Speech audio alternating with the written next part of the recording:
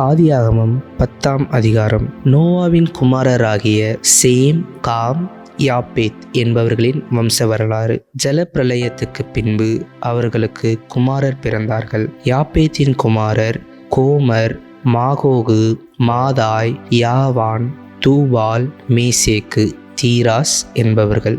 கோமரின் குமாரர் அஸ்கினாஸ், ரீபாத்து, தொகர்மா என்பவர்கள். யாவானின் குமாரர் எலிசா, தர்ஷீஸ், கித்தீம், தோதானீம் என்பவர்கள்.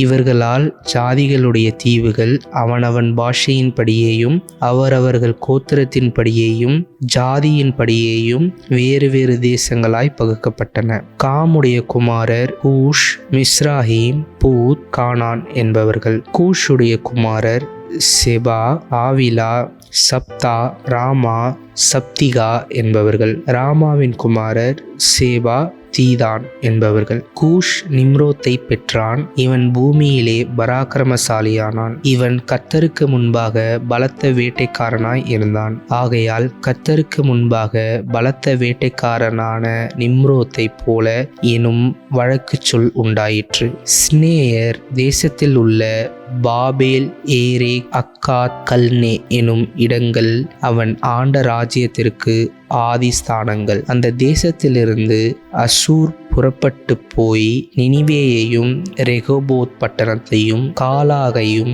நினிவேக்கும் காலாகுக்கும் நடுவாக ரெசேனையும் கட்டினான். இது பெரிய பட்டணம். மிஸ்ராஹீம் லூதிமையும் ஆனாமீமையும் லெகாபீமையும் நப்துகீமையும் பத்ருசீமையும் பெலிஸ்தரின் சந்ததிக்கு தலைவனாகிய கஸ்லூகீமையும் கப்தோரிமையும் பெற்றான். கானான் தன் மூத்த மகனாகிய சீதோனையும் கேத்தையும் எபூசியரையும் எமோரியரையும் கிர்காசியரையும் ஏவியரையும் அர்க்கியரையும் சினியரையும் அர்வாதியரையும் செமாரியரையும் காமாத்தியரையும் பெற்றான். பின்பு கானானியரின் வம்சத்தார் எங்கும் பரவினார்கள். கானானியரின் எல்லை சீதோன் முதல் கேரார் வழியாய் காசா மட்டுக்கும் அது முதல் சோதோம், கொமோரா, அத்மா, செபோயீம் வழியாய் லாசா மட்டுக்கும் இருந்தது.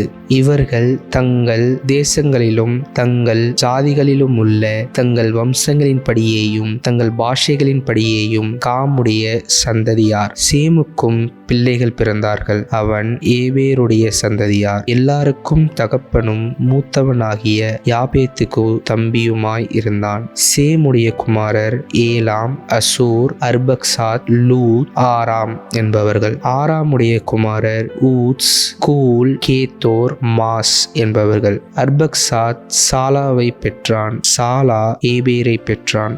ஏபேருக்கு 2 குமாரர் பிறந்தார்கள். ஒருவனுக்கு பேலேகு என்று பேர், ஏனெனில் அவனுடைய நாட்களில் பூமி பகுக்கப்பட்டது. அவனுடைய சகோதரன் பேர் யோக்தான்.